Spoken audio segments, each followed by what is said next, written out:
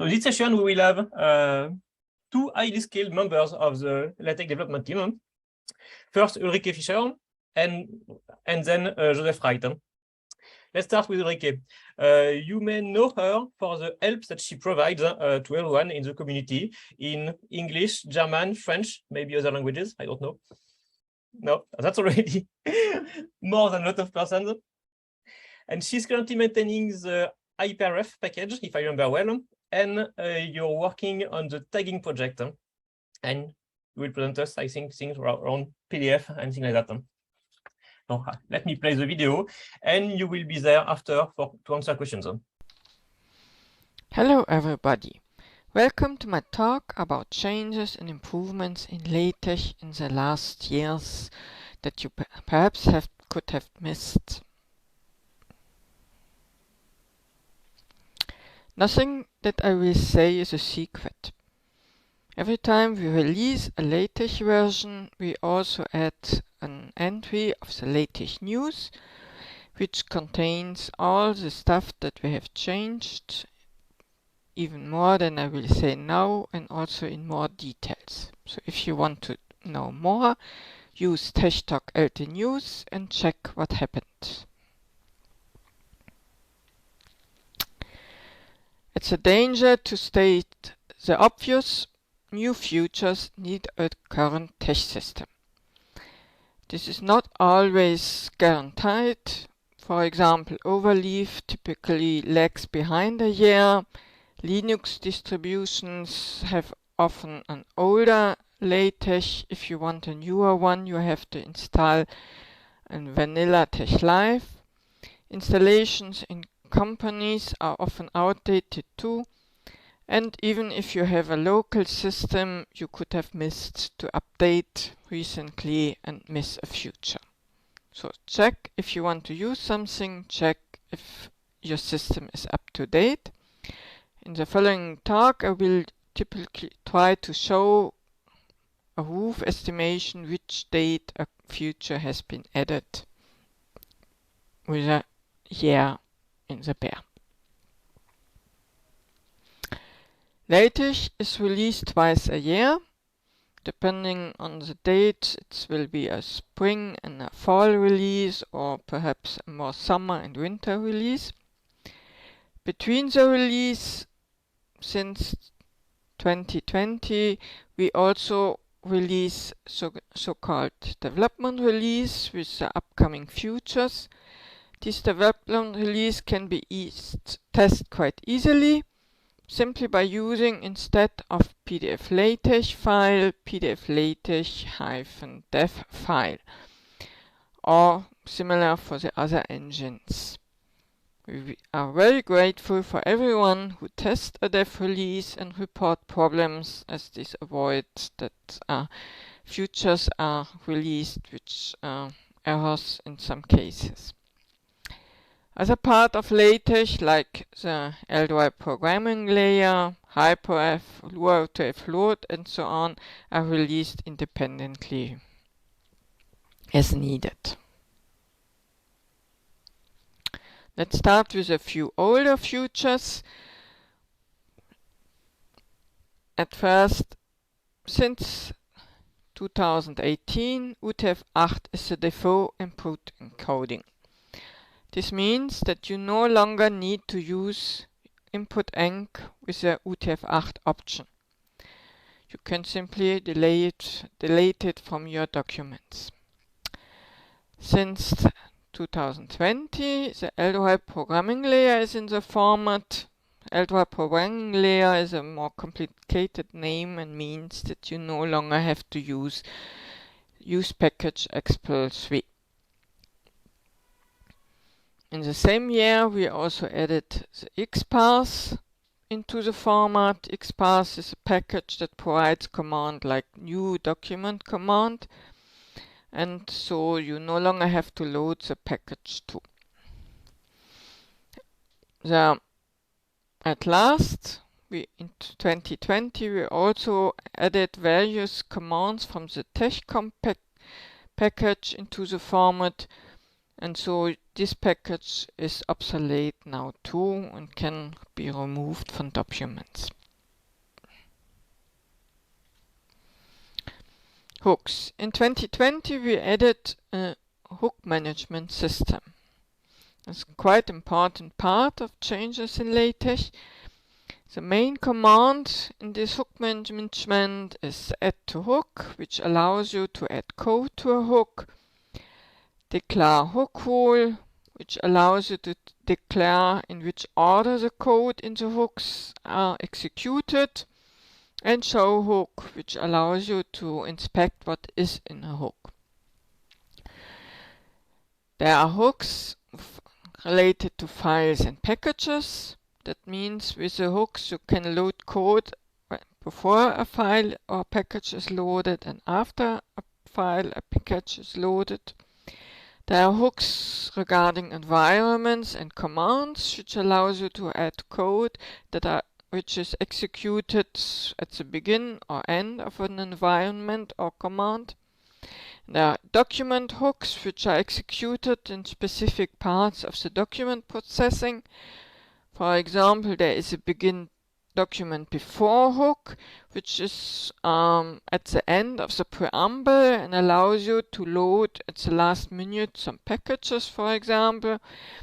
There is a begin document hook, which is a standard at begin document, which is meant for initialization code. You shouldn't do typesetting there, and you should also avoid to load packages there. And there is a begin document end hook, which is a bit later, and there you could start with typesetting if you want. Also important hooks for users are the chip out hooks, chip out background and chip out foreground, which allows you to add something to a page after it had been finished. This is for example useful for watermarks or for background images. And at last we have now the power hooks, which are a bit newer, and I will say something about them in one of the next slides. A use case for file hooks is a structured log package, which is also provided by us. That's a very useful package which adds to the log file markers when a file package is loaded and closed. So for example, it will start with level 1 for the class, then it will add level 2 when the size close option file is loaded. When it's closed, it will add a marker that it had stopped, and so on in every level. This is very useful if you ever try to find out where a code has errored or in which package has just been loaded when something errored, by counting some parentheses and trying to find out the nesting. You will love this package, I do.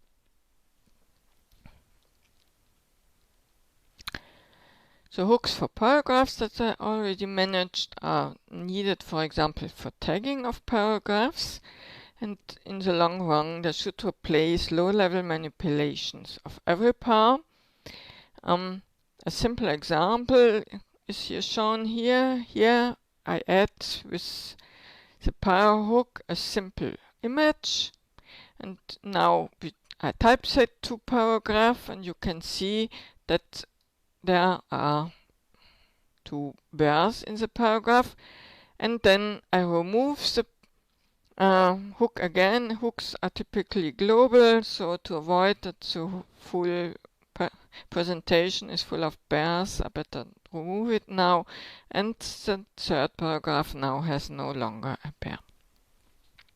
Paragraph hooks are quite nice, but paragraphs are in various places of a document, so you should use them with care and check the documentation before starting to use them. Handling. Another change that was made, not only in one step but in more than one, is the handling of file names. All-time TeX users are used to use only file ASCII file names without spaces and curious stuff. But new users don't want to restrict themselves to this, and they use spaces and they add dots into a file, and they also use umlauts and similar, and so we improved the handling here. Nowadays spaces will work. Dots files with many dots will typically work too, and also files with umlauts and similar. This requires that the file is encoded in UTF-8, and it also requires that your operating system supports this correctly. Older Windows, for example, will probably still fail with such files. Together this means that the GR file package is now obsolete and doesn't need to be loaded anymore.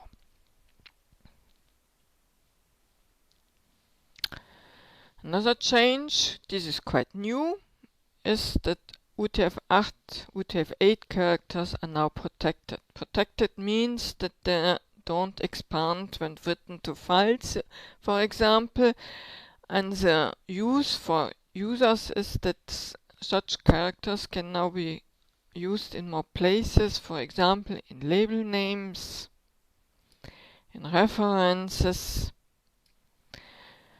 or in side commands. Here I used the standard, the bibliography environment of LaTeX. There it works. If you use BibTeX or Biber, then you will have to check if this program's correctly supported too, as this is not something LaTeX can control.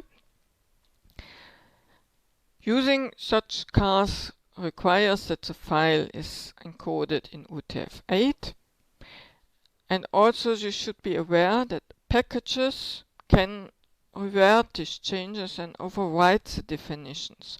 For example, if you would use the UCS package with the UTF-8X encoding, all characters will be fragile again, and nothing of this demonstrated here works. So we recommend to no longer use the UCS package, but to handle the UTF-8 support with the tools provided by the LaTeX kernel. Let's switch to math. As you probably all know, TeX has only 16 slots for math alphabets. At least this is the case for PDF-TeX. LuaTeX has more. This means, but you perhaps don't know that 16 slots doesn't mean per document, but per equation. So you can use more math alphabets in the document, but you have to take care that only 16 are used in one equation. This is now used by the local math alphabets counter, which is set to 2, which defines how many allows to release some math alphabets when they are after an equation, so that the next equation can use other alphabets again. This will hopefully reduce the number of errors of too many math alphabets. I tested with a few examples, and TeXexchange and various examples simply compile now. The counter can be increased carefully. Please check the documentation in the LaTeX news what you have to take care here if you need more local math alphabets.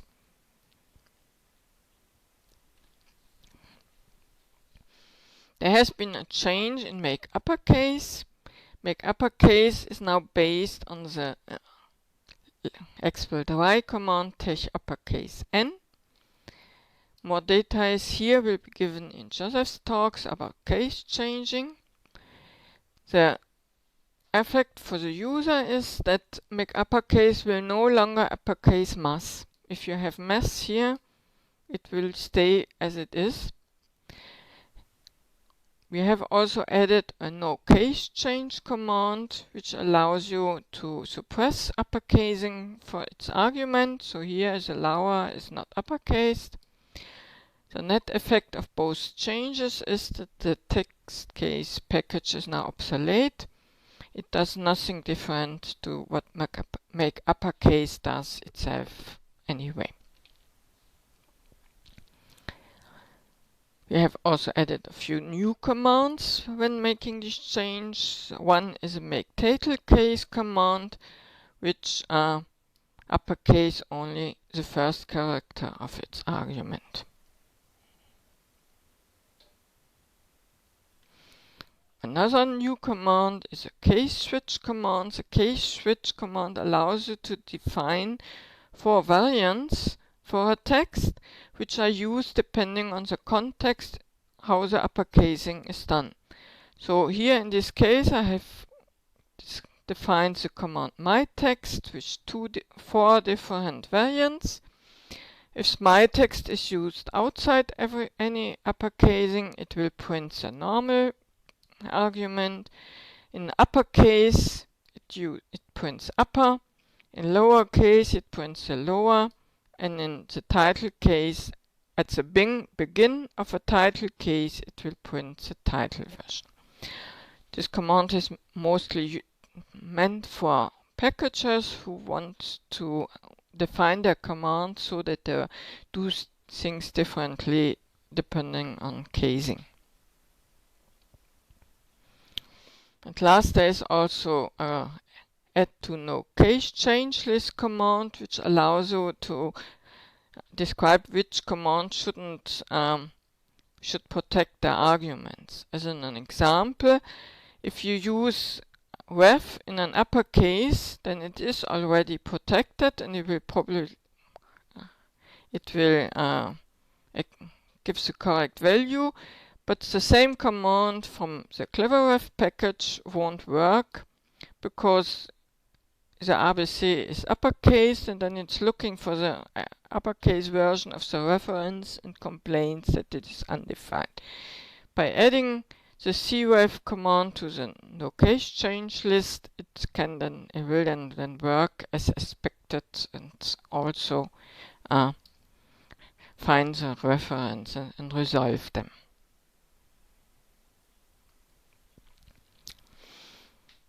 Another change or improvement for math is coloring math in equations. Color is not a really simple command. It has not like a font switch that you can simply switch on and switch off, but it inserts code into the PDF, for example, and at the end of groups it has to insert more code, more littles into the PDF. This means if you want to color, for example, only a summation command, you have to insert 4 color commands, and you also have to take care to use enough grouping so that colors are properly reset, and you have also to take care that the spacing doesn't get wrong. To ease everything, we have now defined a math color command, and as you can see here below, it makes things much easier to color only a summation symbols in red. Getting in line with hyperref. Hyperref patches many commands to add everywhere link options. One goal of the tagging project is to move various of this code into the kernel. To be able to do this, we have to ensure that and cinch the various commands between hyperref and the kernel. One first step has been done here for the reference commands. Hyperref enhanced reference commands to create links, but it also provides start versions of the commands that create no links in places where this is not wanted. We have now added also start versions into LaTeX so that users and package writers can use the start versions without worrying if hyperref has been loaded or not. Naturally, without hyperref, they don't do really something different to the standard reference command. Neither ref with star nor ref without the star make a link if hyperref is not loaded. In the course of this change, the showcase package has also been revisited and adapted, and it now also supports start reference commands and properly supports hyperref.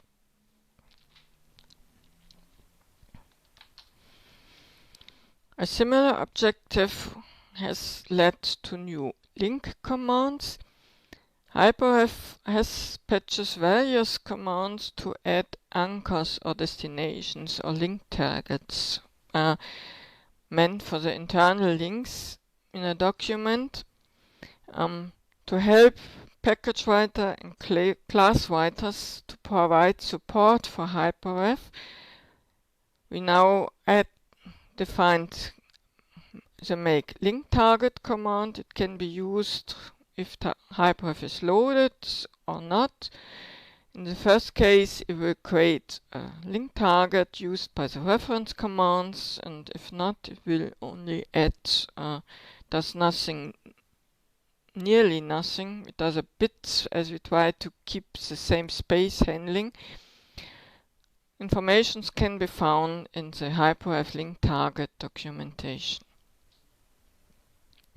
Make link target can also replace the phantom section command that is used to set an anchor in places where it is not done automatically.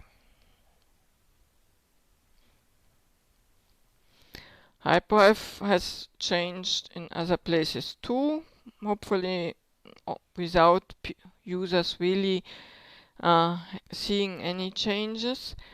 We start to move patches from hyperref and try to move them in the real packages, so that one change can be important for users is that hyperref can no longer be loaded in @begin document. It's a bad place to load a package anyway, but now you will probably get errors if you try this. If you want to delay the loading of hyperref, use the begin document before hook. Hyperref also now use Unicode by default.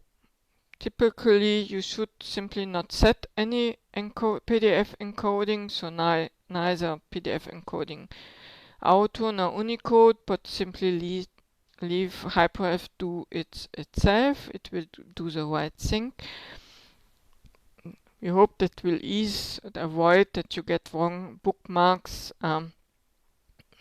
if you don't have to make a choice here. Also, the changes in MakeUppercase means that MakeUppercase now works also in the bookmarks. It will no longer error as it did before. Let's switch to the new keyword handler for package options. You probably know that some packages provide options where you can set values with key value. For example, geometry allows you to set the margins with left equal 1 centimeter, right 1 centimeter. LaTeX allows you to set various options with key value style. Up to now, packagers who wanted to provide such an option had to load external packages like KV option and others. This is now no longer needed. Such a keyword handler is directly defined in LaTeX. It had the additional benefit that package using this key value handler can also avoid option clash errors. That means it will be possible to load a package more than once with differing options, and the code will try to make the right thing in this case, which means that it will either ignore an option or process it again. more info about this new keyword handle will Joseph give tomorrow in his talk. Another change or addition to the LaTeX kernel are commands to show commands.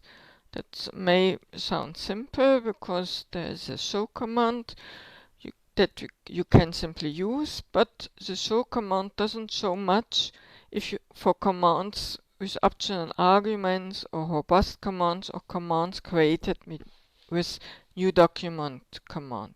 Such commands have an internal structure, rather complicated sometimes, and if you use show, you simply see some of the wrapper from this internal structure.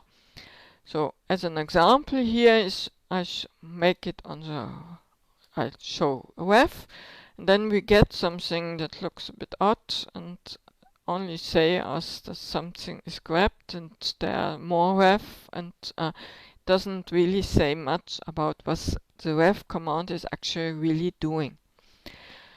You can use the show command instead, and if you use this, then you can see that you get a much more readable message. You get that it's a document command, which means it has been defined with the new document command.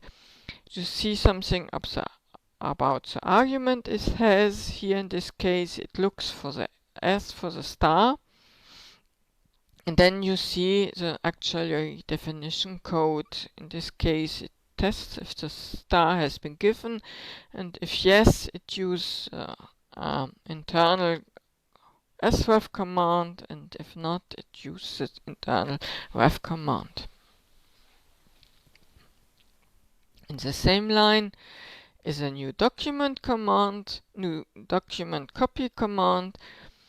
Again, if you want to copy one command to another, you can use let, but let doesn't work with the complicated commands with internal structure. Let copies only the outer hull and not the inner structure, and you end with broken commands if you use it on such commands. For this we now provide the new document copy command, which will correctly copy commands also with optional arguments or robust commands.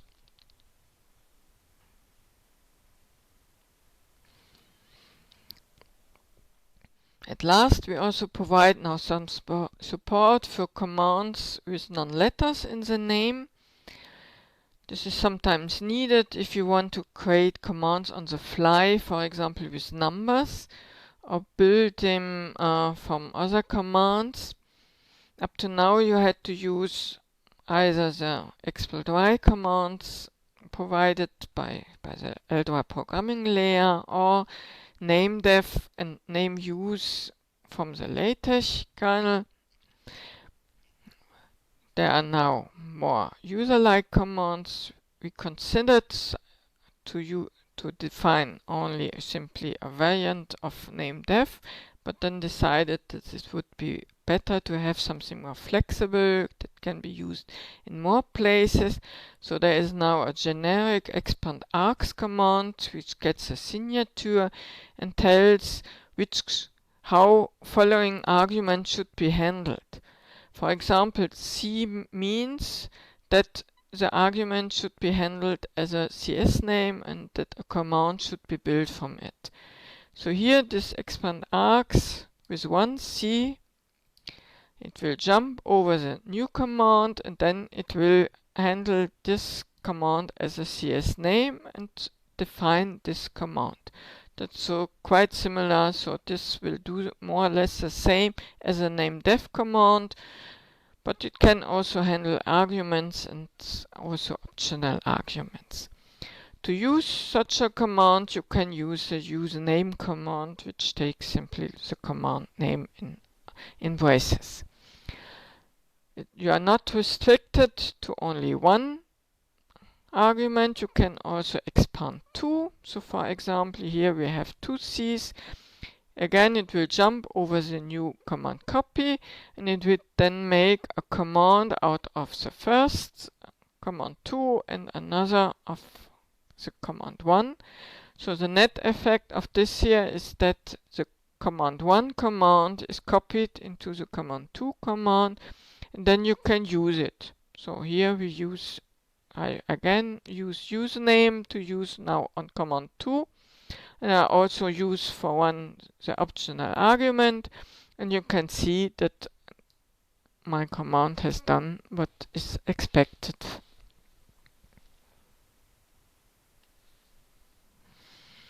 Let's move to the document metadata command, which has been now added in the newest release.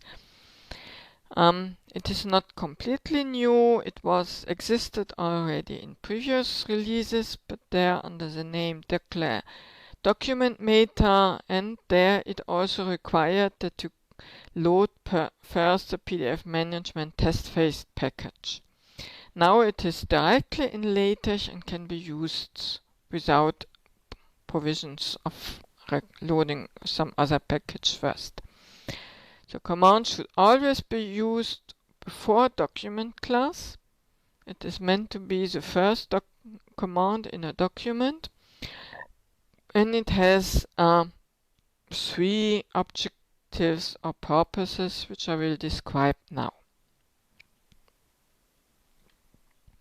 The first objective currently is to load the new PDF management code. Various of the new code needs to write objects into the PDF and to handle the PDF page resources or the PDF catalog. And for this, the new PDF management code is needed, which ensures that there are no clashes if more than one package try to handle these resources. The document metadata currently loads the PDF management code. This doesn't need to stay so. Perhaps this will move in part into the kernel or into the LY programming layer. In the course of loading the PDF management, it loads also LY backend. That means at the moment then when you use a command, the backend is fixed. You cannot change to another backend like DVI PDFMX later. You have to set the backend here.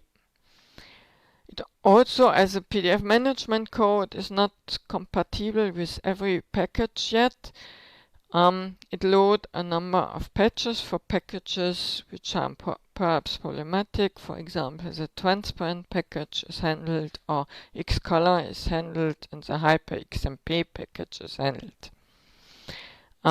More info about the PDF management code can be found in the PDF management documentation. The second objective of the document metadata is to do what the name implies, that is to give an interface to set important document metadata. For example, you can set in the argument the language in the PDF that is not the language as used by Babel or Polyglossia. Even they could retrieve the value and use it, but mainly it means that the language set in the PDF catalog. You can set the PDF version, for example, to set it to 1.7 or 2.0. You can declare a PDF standard. That means it will then try to fulfill as much as it can for the standard. For example, load a color profile and do some checks. Currently, mostly R standards are supported. Other standards will be added when we have some time and if some requests for the standards comes up.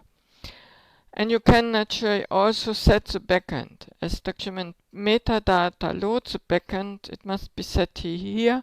So if you are using, for example, LaTeX with DVI PDFMX, then you can declare this here so that all backend code is correctly loaded.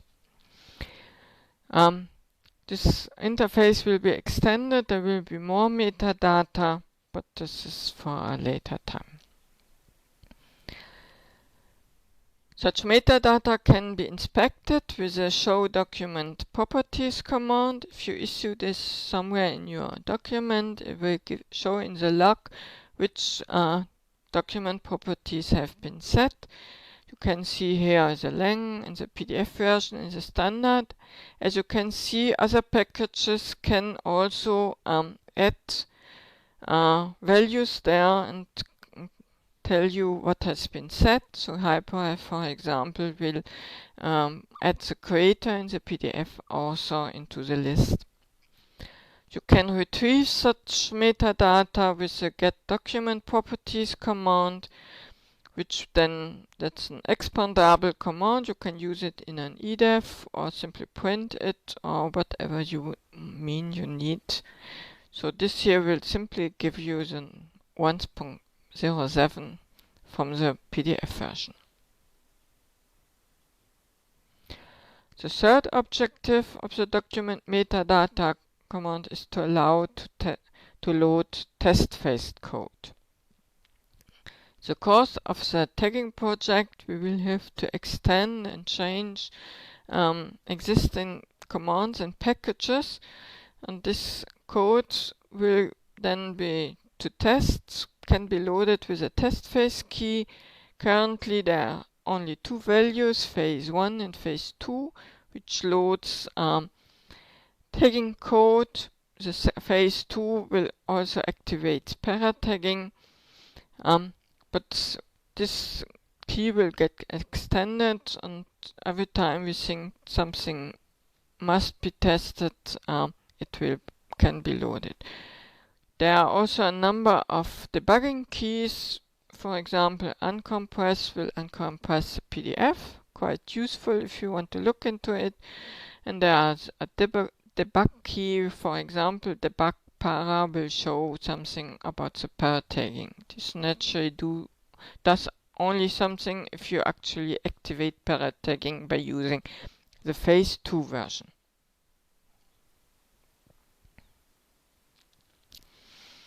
If a package wants to use, wants to test if a document metadata has been used, there's a test which can be used, which will give true if a document starts with document metadata and false without it.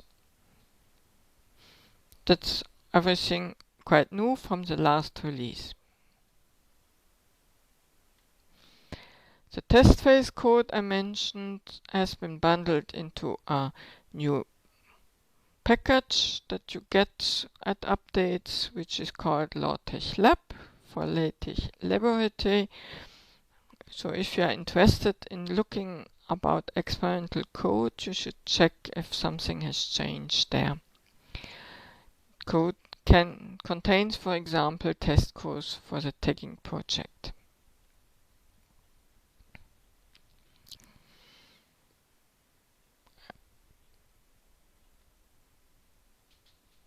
We have also more repositories acquired in the last years.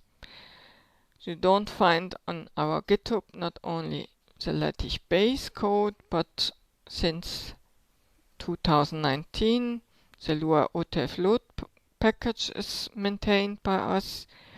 Hyperref has been moved in the same year too. The mastery package is also in our GitHub now. The Lua Uni Algos package is a probably not so known small package which provides important libraries needed by LuaTeX and to handle various aspects of Unicode.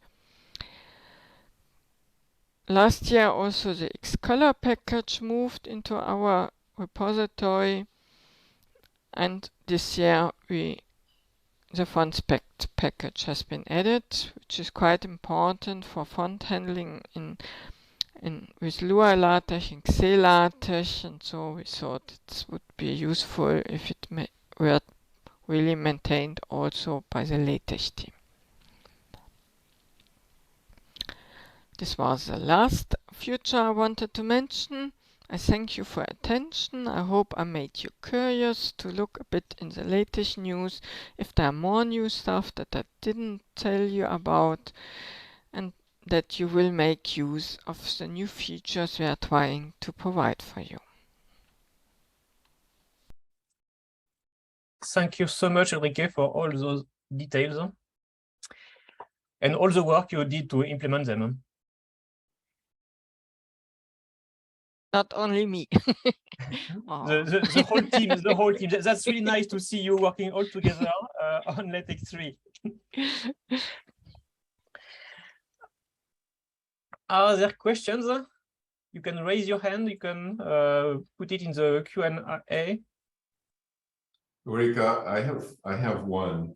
In the metadata session, can you define yourself any entry, or you still have to use only the entries which are defined, like the ones you shown?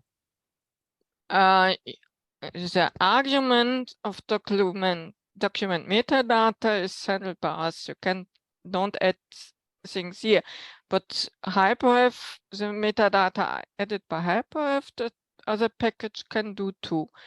There's an option to add there's simply a large property with metadata, and everyone can add something there too, and to tell I have set this metadata. Thank you. So that packages, that's meant so that packages can communicate with others and tell them I have set the language to German, or I have set the margin to this. Every package can add entries for others to read if they want. Thank you.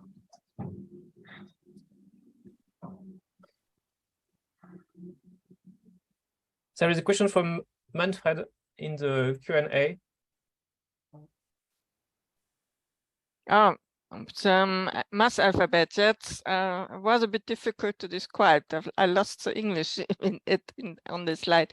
Mass alphabets, it's like stuff like mass RM or mass BF or mass TT. So the various alphabets that you can use in an equation, bold or italic or other symbols. And there you can't have only 16 in an equations. And we are now trying to allow that you can have some of them are local, so you can use a new one in the next equation.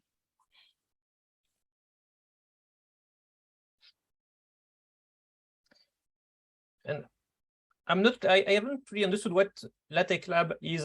Is it a set of packages or? Sorry? LaTeX Lab, what is it exactly? I could go to Setan and check, but as you're here, I'm a bit lazy.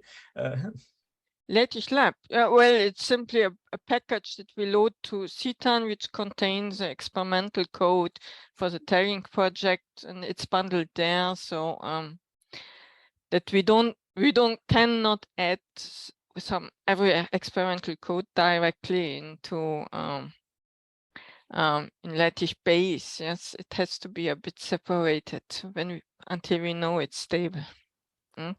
Okay, thank you. There is a question from Michael. Yeah, thank you for a nice talk with all this great news.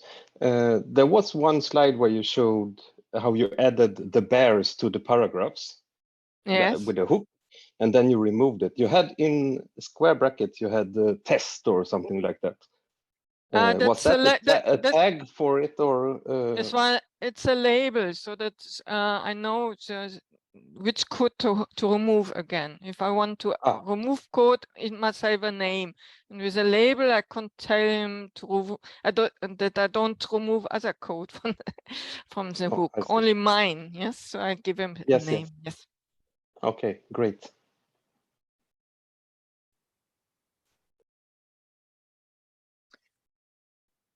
Are there any questions? We're just on time for next talk, but if we can also take time for questions. Okay.